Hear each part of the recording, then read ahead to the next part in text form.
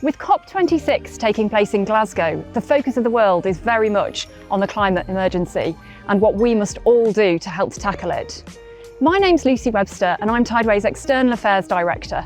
And for this episode, we're going to explain what we're doing to play our part with some big guests. Welcome to Tunnel Vision.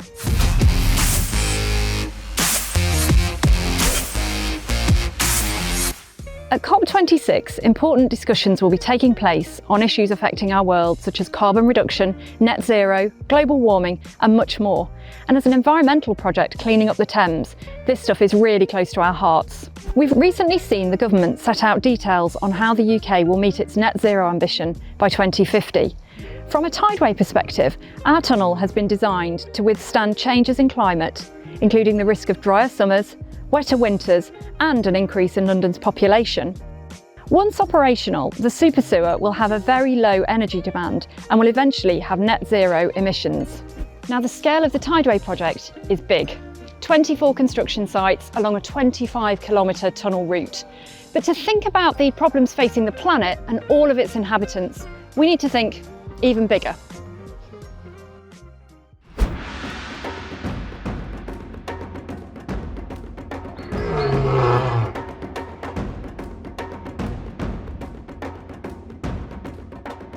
Today we're at the Big Cat Sanctuary in Kent, but to get our claws into why, let's meet one of the team.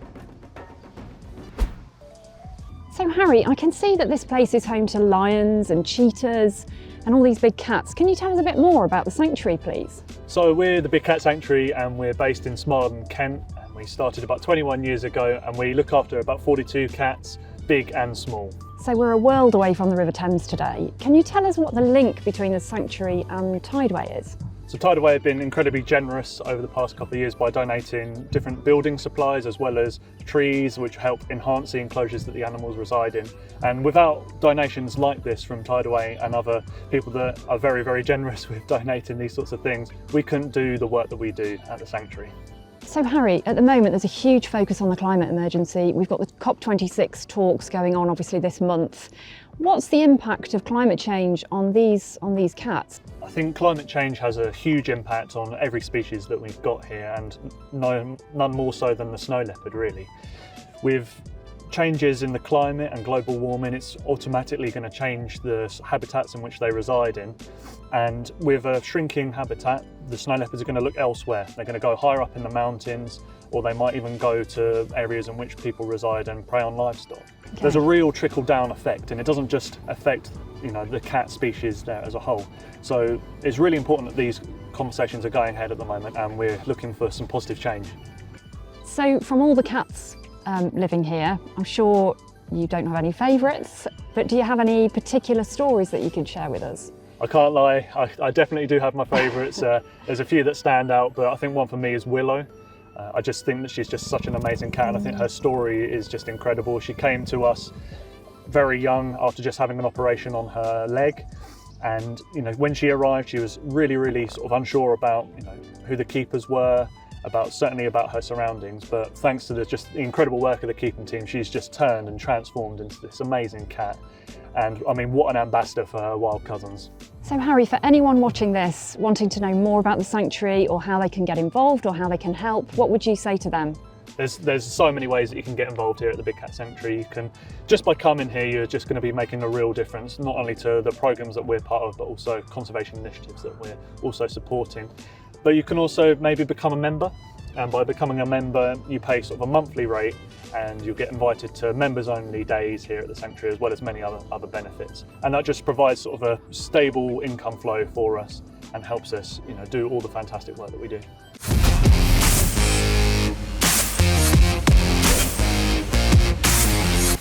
Our contract partners on the western section of the project are looking at ways they can donate even more material to the sanctuary as the construction phase winds down.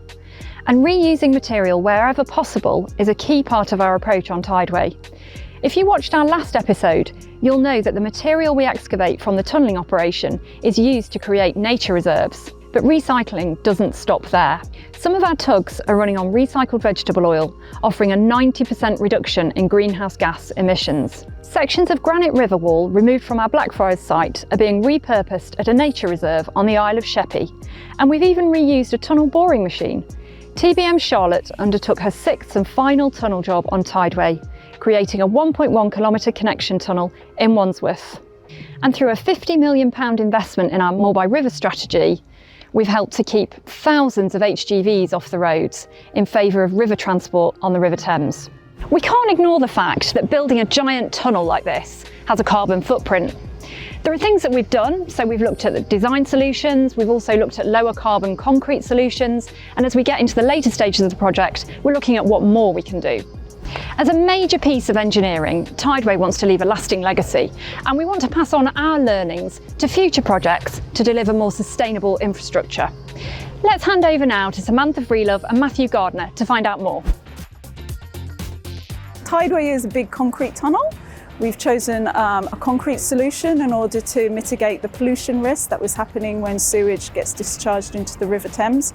So 10 years ago, when the project was conceived, that was the best solution in terms of value for money and also time. But we do have a large embodied carbon footprint during construction, mainly from the construction of the tunnel, because we are using concrete. And concrete, and particularly cement, contributes to 8% of greenhouse gases globally. The cement industry and concrete manufacture itself is one of the hardest sectors to decarbonise. So in the UK's aim to get to net zero by 2050, those are two sectors that we have to look at as an industry. How can we design our buildings and our infrastructure assets more efficiently to reduce the volume of concrete that we're using? In some instances, we don't use concrete at all, but in other instances, we reduce the volume of cement within our concrete mix designs and maximise substitution so that we have lower embodied carbon within our concrete. So one thing that we've looked at on Tideway is looking at alternative sources of fuel for our construction plant and also for our marine fleet as we're in close proximity to the River Thames. We've had an opportunity to import our materials and export our waste by river. And to look at that, we have on some of our sites, we're now, instead of diesel, we're using HVO or hydro-treated vegetable oils on some of our construction site and also on our marine fleet. So that's a way to reduce carbon emissions associated with diesel use, but also to improve local air quality. Cement is a widely used material within the industry with a high carbon content associated with its production. So reducing this material wherever possible is key to reducing carbon across our sites. One main way of doing this is reducing the quantities of carbon required at the design stage. And once this has been complete, the next step is to look at alternative low carbon materials for use within construction. We challenged the mix of our designs and looked into using alternative cement products. One of these was GGBS, or ground granulated blast furnace slag. We're able to maximize the use of cement replacements while still maintaining the quality of the work to ensure that it met spec. Through changing the mix design, we've saved over 2,700 tonnes of carbon and also £49,000 through reduced material costs.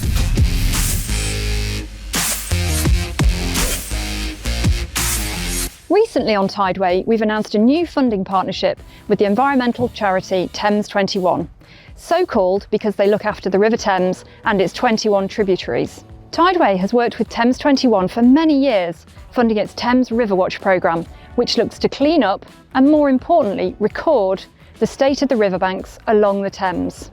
The new funding from both Tideway and Thames Water will allow Thames 21 to continue its Thames River Watch programme for another 3 years to monitor the volume and composition of litter that ends up embedded in the silty banks of the Thames. Let's find out more. Well, we're the environmental charity for the River Thames, and we engage local communities in looking after the river, protecting the river and the tributaries that run into the Thames as well. It's such an important resource, and I think people walk by it and think it's a beautiful river, but but maybe they don't think quite how important it is and how important it's always been to London. This funding that we've got from Thames Water and Tideway coming together to fund this amazing programme will allow us to really expand the programme, to reach out to many more Londoners and get them involved, bring them down here onto this wonderful space on the Thames foreshore, and discovering what's great about the river, but also discovering the issues and the challenges it faces. Well, COP26 is great because we're all talking about something that we should have been talking about for some time, which is the climate emergency.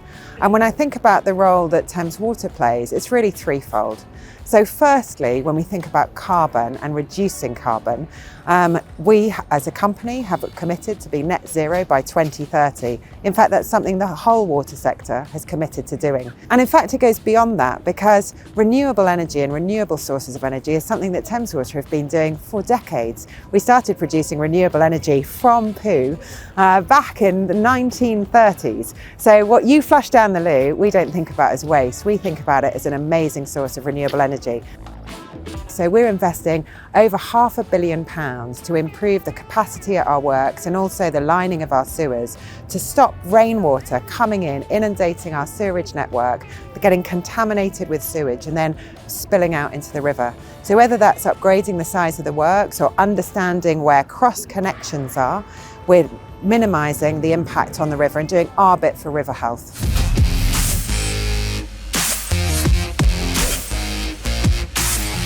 And so, as world leaders must focus on the global picture, we must consider the actions as individuals, as an industry and as a project to conserve the natural habitats and protect these beautiful creatures and to ensure the safety of the planet for everyone and everything that lives on it. So that's it for this month's episode. Thank you so much for watching and thank you to all of our special guests. If you enjoyed it, please subscribe and leave us a comment below about what you'd like to see on future episodes. And don't forget to join us next time on Tunnel Vision.